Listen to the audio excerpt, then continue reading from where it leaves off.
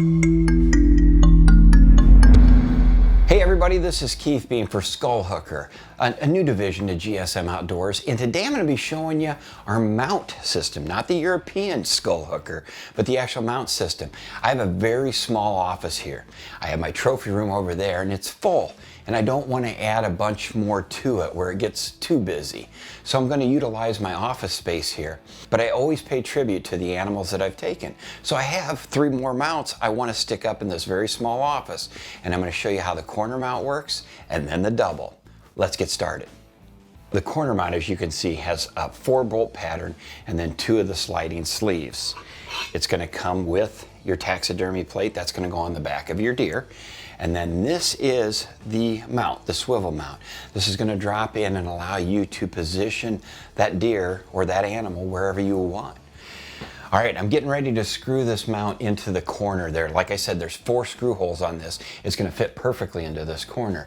The thing you have to be cognizant of, though, is how tall your mounts are. You don't want to mount this bracket too high where your mounts touch the ceiling, or you don't want to leave yourself enough room if you've measured your mounts and you still can't drop it in. You got to give yourself an extra inch or 2 buffer there. So I've got it measured. I'm going to mount this up against the corner. All right, we have the corner mount mounted right at the height we want. Now it's time to install this plate right here. This is the taxidermy plate that's going to work with the articulating lever off of the corner mount. But there's a couple things you got to be aware of. Number one, you got to kind of think ahead and envision how you want your mount to look.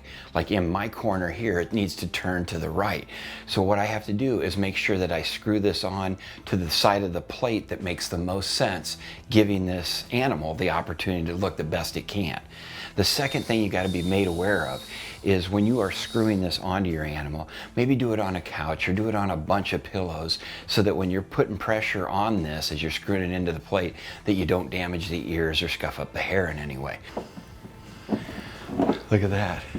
How cool is that? Last time we talked, we mounted the corner mount. Yep, we finally got Spider up on the wall. This is a super small office, and with that being said, I'm going to show you today how to mount the tandem. That's right, the dual shoulder mounts here.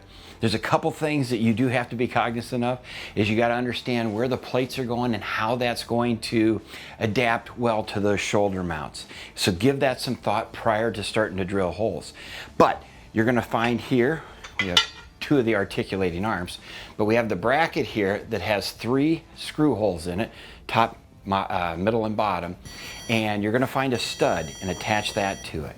When you mount this, be cognizant of how high the animal is going to stand so it doesn't hit your ceiling, and then give it a couple extra inches because you do have to drop these pins into these sleeves. So let's get started doing some figuring, get this mounted to the wall, and then we'll start mounting the plates on the back of the animals. I'll give you a trick too. You know how plumbers, there's a thing called the plumb bob. You hang a string and it tells you what is perfectly vertical. Screw the top hole in, but don't screw it really tight. Let this plate hang how it wants to. Then you know you have it perfectly up and down. All right, we've got the plate mounted to the wall. We found the stud, we drilled that top hole, we let it swing back and forth, then we screwed the other 2 screws in, then tightened the top. And that's going to give you that perfect vertical alignment right there. We're letting gravity do our work for us. I've dropped in a couple of the articulating arms. I wanted to see how they orient with one another. The next step is to mount these taxidermist plates to the back of your animal. That's right, and there is something you need to consider.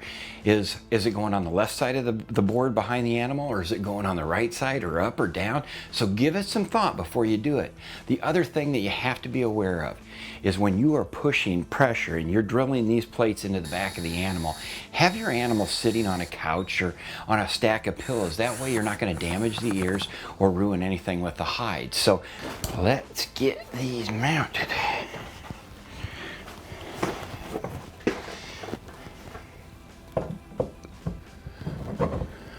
Simple, beautiful. And then you do have set screws. There's little tap tapped holes in the columns. So you do have these set screws so you can lock these down so that they don't pivot any which way. All right, take a look at this. We have 3 very beautiful deer mounted in an aesthetically pleasing way. How'd we do it? We used the corner mount here for Spider. I did the tandem mount or the dual mount right back here to get these 2 positioned. So if you want a little bit more aesthetics or a little bit more dimension to your trophy room, or if you're lacking space like I was in this office, check out Skull Hooker's mount system at skullhooker.com, or check out any of our divisions at gsmoutdoors.com.